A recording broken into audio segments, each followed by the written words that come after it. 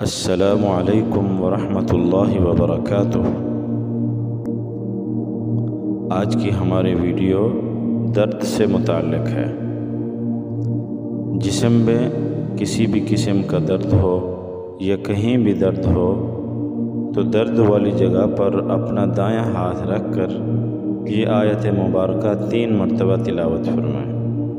انشاءاللہ وہ درد غائب ہو جائے گا اور بہت جلد آرام نصیب ہوگا۔